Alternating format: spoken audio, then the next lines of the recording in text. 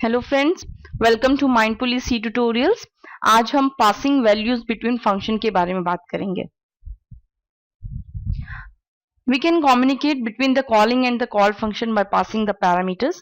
यानी कि फंक्शन के साथ कम्युनिकेट कैसे किया जाता है उसे हम पासिंग वैल्यूज बिटवीन फंक्शंस कहते हैं। कॉलिंग और कॉल फंक्शंस के बीच में हमें कुछ पैरामीटर्स यानी कुछ आर्ग्यूमेंट्स पास करने पड़ते हैं जिसकी हेल्प से हम फंक्शंस के साथ कम्युनिकेट कर सकते हैं। There are the two ways to pass parameters to a function. First is pass by value and second is pass by reference. Pass by value. Passing values is known as call by value. यानी कि pass by value को हम call by value भी कहते हैं. You actually pass a copy of the variable to the function. If the function modifies the copy, the original remains unaltered. यानी कि call by value में या pass by value में जो भी actual arguments होते हैं उनकी एक कॉपी बन जाती है और वो ही उस कॉपी के ऊपर ही जो हमारा फंक्शन है वो काम करता है और जो ओरिजिनल वैल्यूज हैं वो सेव रहती हैं यानी कि अनअल्टर्ड रहती हैं, उन पे कोई भी वर्क नहीं होता, सिर्फ उसकी जो कॉपी बनी है, जो इमेज बनी है उसी पे ही फंक्शन जो है वो काम करता है। यानी कि दो पार्ट हैं, एक रियल एक इमेजिनरी, एक इमेज पार्ट। रियल पार्ट यानी कि जो वैल्यू आपने पास करी है उसकी एक कॉपी बनेगी, रियल वैल्यू रिमेन्स अनअल्टर्ड और जो इमेज है उसके ऊपर सारा काम होगा।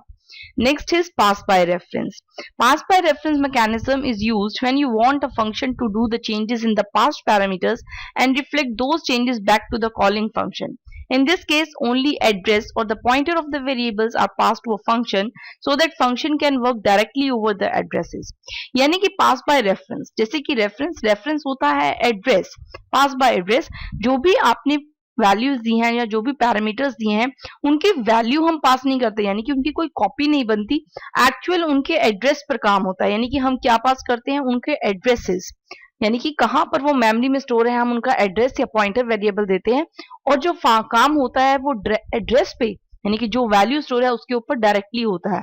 जो चेंजेस होंगे वो डायरेक्टली होंगे वैल्यू के ऊपर, इसमें कोई भी हमारी इमेज नहीं होती, रियल वैल्यूज के ऊपर जो है वो फंक्शन काम करता है और उसी पे ही जो है चेंजेस करता है, so that the function work directly over the addresses, not on the image or the real values. अब हम इसे एक एक एग्जाम्पल के थ्रू समझेंगे कि कैसे कॉल बाय वैल्यू या कॉल बाय रेफरेंस कैसे काम करता है।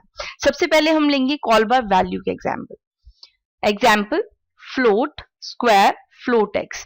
ये एक फंक्शन प्रोटोटाइप है। जैसे कि मैंने आपको कहा था कि फंक्शन जो भी हम प्रोग्राम में यूज करते हैं उसके लिए सबसे पहले हम प्रोटोटाइप लेते हैं कि जो फंक्शन है वो किस टाइप की वैल्यू रिटर्न करता है, उसका नाम क्या है और उसके पास कितने आर्ग्यूमेंट्स हैं।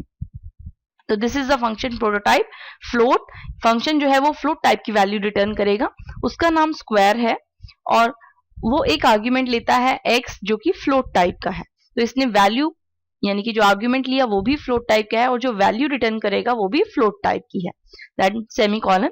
Next is void main, this is the main function, execution begins from here, curly braces, float A B, यहाँ हमने दो वेरिएबल्स लिए जो कि फ्लोटिंग पॉइंट है।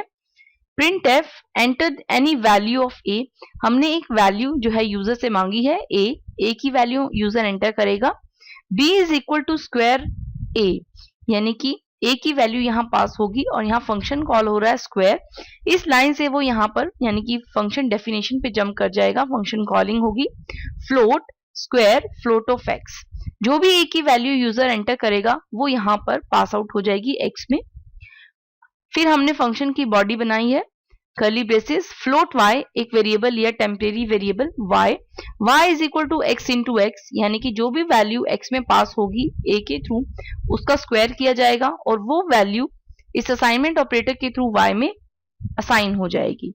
फिर जो फंक्शन है वो y की वैल्यू को रिटर्न करेगा। जैसे ही y वैल्यू रिटर्न करेगा हम इस पे आ जाएंगे और जो y वैल्यू है वो इस फंक्शन के थ्रू यानी कि स्क्वायर a में स्टोर हो जाएगी। y की वैल्यू आउटपुट है वो y जो है यानी कि जो भी वैल्यू फंक्शन रिटर्न करेगा वो b में असाइन कर दी जाएगी।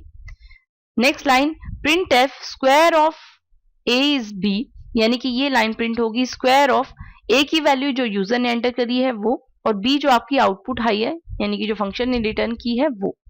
तो इस तरह से जो है एक कॉल बाय वैल्यू जो फंक्शन है वो कॉल करता है, यानी कि जो हमने पास की है वो है वैल्यू, जो फंक्शन ने ली है that is value, call by value.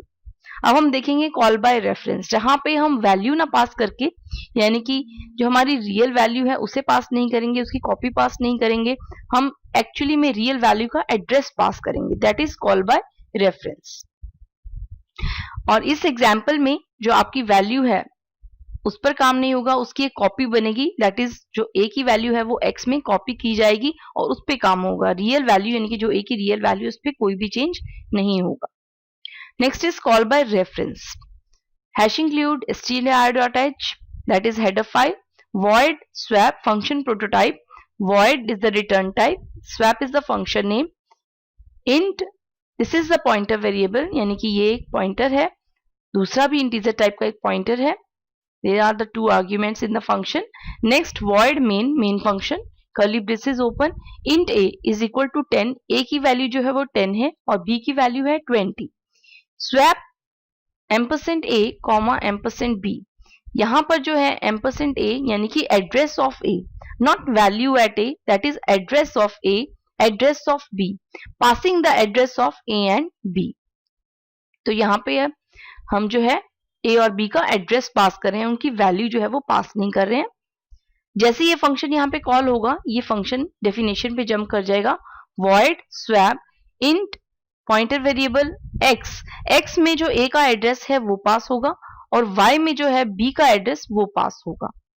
अब आप यहाँ पे देख रहे हैं function body starts in t एक टेम्परेरी वेरिएबल है, t is equal to address at 8 पे जो वैल्यू है, ये पॉइंटर बता रहा है कि ये वैल्यू है, x में है a का एड्रेस, एड्रेस एट a पे जो भी वैल्यू है वो t में पास कर दी जाएगी और a एड्रेस यानी कि जो x एड्रेस है वो खाली हो जाएगा।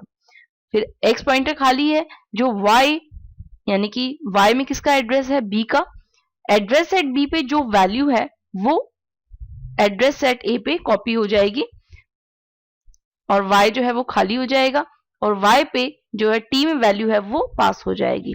तो इस तरह से आपने देखा कि x और y में जो वैल्यू है वो इंटरचेंज हो गई हैं, स्वैप हो गई हैं। स्वैपिंग का मतलब होता है इंटरचेंज हो जाना। जब हम यहाँ पे आएंगे इसमें, अब a की वैल्यू हो जाएगी 20 और b की वैल्यू हो जाएगी 10, then printf statement shows a is equal to 20 and b is equal to 10। क्योंकि यहां पर हमने डायरेक्ट वैल्यूज नहीं पास की हैं, एड्रेस पास किया है।